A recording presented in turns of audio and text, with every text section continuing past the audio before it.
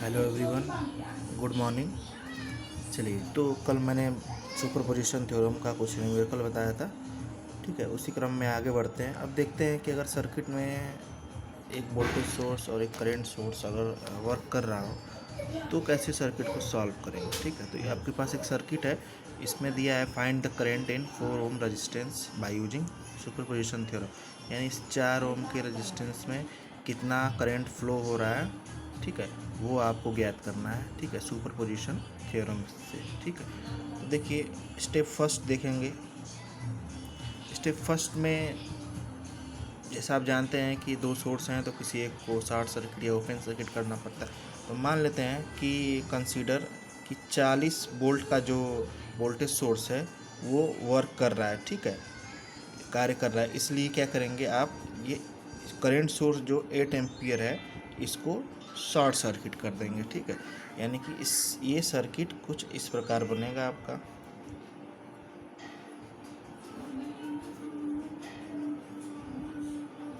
ठीक है, ये आपका 3 ओम हो जाएगा, ये 4 ओम, ये बी पॉइंट है, मान लीजिए ये पॉइंट है, ये 5 ओम, ये 12 ओम, ये 40 वोल्ट प्लस माइनस। ठीक, तो मान लेते हैं ये देखिए यहाँ पे हमने करंट सोर्स को ओपन सर्किट कर दिया है। सॉरी, यहाँ पे शॉर्ट सर्किट नहीं, ओपन सर्किट रहेगा। ठीक है, ओपन सर्किट करंट सोर्स है तो। ठीक है, तो अब देखिए यहाँ पे मान लेते हैं कि चूँकि यहाँ पे प्लस से चलेगा वोल्टेज, तो मान लेते हैं कि इस 4 ओम रजिस्टर में I1 डैश करंट फ्लो कर रहा है। ठीक है, तो अब स्टेप बाय स्टेप हमें सॉल्व करना है। तो अब ज़रा ध्यान दीजिए, 4 और 3 ये दोनों जो आपके रेजिस्टेंस है वो आपके सीरीज में है। ठीक है, देखिए इस सीरीज में है। ठीक है, यानी कि 4 ओम प्लस 3 ओम, तो यहाँ पे क्या हो जाएगा, 7 ओम का रेजिस्टेंस ऐड हो जाएगा। तो सर्किट कुछ इस प्रकार चेंज हो जाए। सर्किट देखिए रिडक्शन टेक्निक यहाँ पे लगाया हुआ है, सर्किट धीरे धीरे कम होता चला जाएगा। ठीक है, ये देखिए, अब देखिए यहाँ पे 4 और 3 क्या हो जाएगा, 7 हो जाएगा। तो ये 7 जो हो जाएगा वो रिप्लेस हो जाएगा। ठीक है, यानी कि जो 7 ओम का जो रेजिस्टेंस है वो क्या हो जाएगा, ठीक इसके पैरेलल में लग जाएगा। ठीक है, ये आपका ये ओपन सर्किट है। ठीक है, ये आपका 7 ओम हो गया। ठीक, और ये 5 ओम। और ध्यान दीजिए कि ये 4 ओम का जो रेजिस्टेंस है इससे करंट I1 डैश फ्लो हो रहा है, और इधर ओपन सर्किट है तो इधर तो करंट फ्लो होगा नहीं, वो करंट ऐसे यहाँ पे मूव कर जाएगी। ठीक है, तो यही करंट क्या होगा, यही करंट जो है ऐसे मूव कर जाएगा। तो इसमें भी क्या होगा, I1 डैश ही फ्लो होगा। ये 4 और 3 साथ दोनों को हमने जोड़ दिया है। ठीक है, क्योंकि सीरीज में है, तो इधर भी क्या होगा, I1 डैश ही करंट फ्लो होगा। ठीक है, अब देखिए नेक्स्ट, अब देखिए 5 और 7 क्या है, पैरेलल में आ गए हैं। ठीक है, यानी कि अब 5 पैरेलल टू 7, यानी कि इसको करेंगे तो 5 गुणे 7, अब 5 धन 7। ठीक, 7 पचे 35, 7 5 12। ठीक है, तो अब भाग दे दीजिए। ठीक है, ठीक है, तो जब भाग दे देंगे इसमें तो आपका 2.9 आ जाएगा। ठीक है, यानी कि 5 और 7 ये आपका 12 ओम।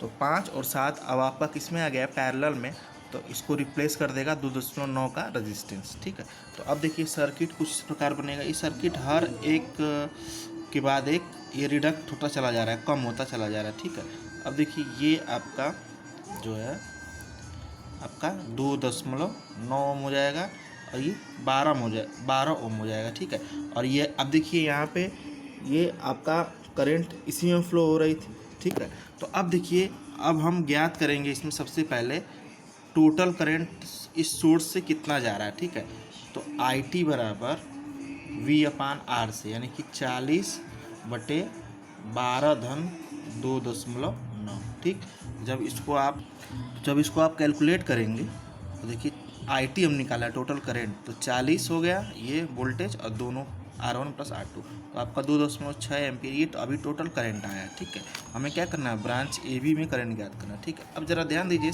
थोड़ा सा सर्किट पे। ठीक है, तो अगर देखिए यहाँ पे ध्यान दीजिए, इस वाले सर्किट में चूँकि जो हमने 4 और 3 को जब सीरीज में किया तो 7 इक्विवेलेंट रेजिस्टेंस आ गया था। ये 4 ओम से ही करंट क्या कहाँ जा रहा है, इधर आ रहा है। यानी कि 4 और 3 दोनों को, अगर 4 ओम से करंट आगे बढ़ेगा बी से, यहाँ ओपन सर्किट है ठीक है। तो इधर करंट क्या आ जाएगा, 0 हो जाएगा, तो इधर कोई मतलब नहीं है, ये करंट क्या आ जाएगी, 3 ओम के रेजिस्टेंस में आ जाएगी। तो दोनों को हमने 4 और 3 7 करके इसको सीरीज में कर लिया, ठीक है। यानी कि 7 एम्पियर 7 ओम के ये रेजिस्टेंस में आई डैश करंट फ्लो करेगी, ठीक है। अब बस इसी सर्किट में, ये जो सर्किट आपको दिख रहा है, इसमें voltage current division rule follow कर दीजिए, ठीक है। तो करंट डिवीजन रूल से क्या देखेंगे, from CDR current division rule, ठीक है। अब ये आई डैश बराबर क्या हो जाएगा, ये आई डैश की वैल्यू निकालनी है, यानी कि देखिए इसमें करंट आपको निकालना है, तो इसके अपोजिट वाला रेजिस्टेंस क्या है, 5 ओम, ठीक, और दोनों रेजिस्टेंस का योग 7-5 गुणे टोटल करंट IT, ठीक है। टोटल करंट भी तो है IT, तो ये 5 और ये 7 5 12, और IT की वैल्यू अभी आपने यहाँ से फाइंड की 2.6, ये आई डैश है,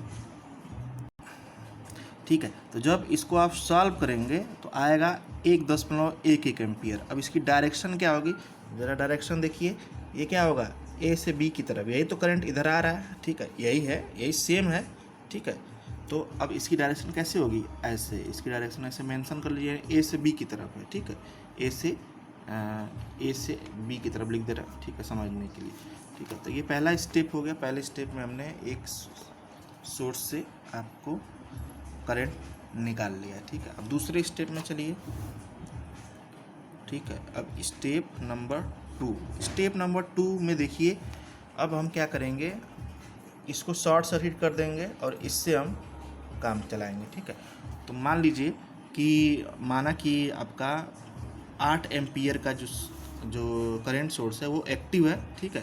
तो इसलिए जो आपका 40 वोल्ट का वोल्टेज सोर्स है, इसको क्या करेंगे, शॉर्ट सर्किट कर देंगे, ठीक है। तो अब देखिए सर्किट कुछ इस प्रकार बनेगा, ठीक है।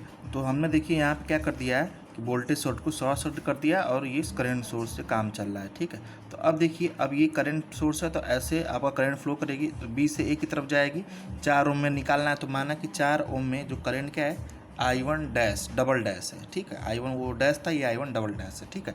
तो अब देखिए फिर वहाँ पे नेटवर्क रिडक्शन टेक्निक, अब देखिए यहाँ पे 12 और 5 ये दोनों जो आपके रेजिस्टेंस है, ये किस में है, पैरेलल में है, ठीक है, सीरीज में नहीं, पैरेलल में है। ध्यान दीजिए, यहाँ पे अगर इसको हम यहाँ इसको थोड़ा सा इधर बढ़ा दें तो क्या वही बात हुई, ठीक है। तो इस सीरीज में नहीं है, पैरेलल में। देखिए इसका एक यहाँ टर्मिनल जुड़ा हुआ है, इसका ये कि ये आपके पैरेलल में है, ठीक है। तो 12 पैरेलल 5, तो ये क्या हो जाएगा, 12 गुणे 5 अपान 12 प्लस 5, ठीक है। तो 12 25 60 और 12 और 5 17, ठीक है, ठीक है। तो जब इसको आप सॉल्व करेंगे तो 3.52 रेजिस्टेंस यहाँ पे टोटल आ जाएगा, ठीक है। अब देखिए सर्किट कैसे बनेगा,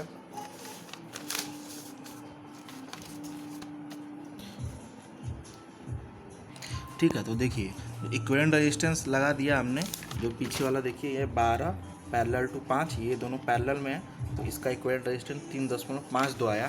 तो इसको मैंने सर्किट में ऐसे लगा लिया, ठीक है। अब ज़रा ध्यान दीजिए, ये आपका और ये दोनों क्या है, सीरीज में है, ठीक है।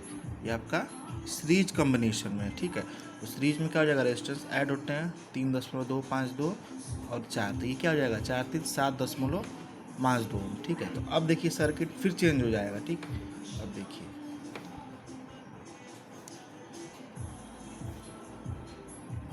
ये आपका 8 एम्पियर, ये 3 एम्पियर, ठीक है। अब ये दोनों सीरीज में है, दोनों जुड़ गए हैं, कितना है 7.52 ओम। अब ज़रा ध्यान दीजिए, यही करंट क्या हो रही है, इसमें फ्लो कर रही है। I1 डैश जो 4 एम्पियर से करंट चल रही थी वो इसी में जाएगी, क्योंकि इधर से कोई सर्किट तो है नहीं, तो यही करंट क्या हो जाएगा, I1 डैश, ठीक है। तो जो करंट इधर से इधर फ्लो होगी वही इसमें फ्लो होगी, ठीक है। तो अब देखिए यहाँ पे हम करंट डिवीजन रूल आसानी से लगा सकते हैं, ठीक है। ये आपका टोटल IT है, ठीक है। IT की वैल्यू इसमें फाइंड करने की जरूरत नहीं है, करंट सोर्स से जो करंट निकल रहा है वही क्या होगा, कुल टोटल करंट हो जाएगा, ठीक है। वोल्टेज सोर्स रहता है तब निकालने की जरूरत होती है, ठीक। तो ये आपकी क्या है, टोटल करंट है, टोटल करंट आपकी 8 एम्पियर है, ठीक। अब देखिए 4 ओम में हमें निकालना था और यही करंट क्या हो रही है, इधर फ्लो कर रही है, यानी कि ये अगर हम फाइंड कर लें तो आराम से वो फाइंड हो सकता है। देखिए ये करंट ऐसे फ्लो करेगी ना, तो दोनों को जोड़ दिए हैं तो जो करंट इसमें फ्लो करेगी वही करंट इसमें फ्लो करेगी, ठीक है। तो यहाँ पे फिर CDR से यानी करंट डिवीजन रूल से तो हमें I1 डैश की value find I1 double dash की, ठीक है।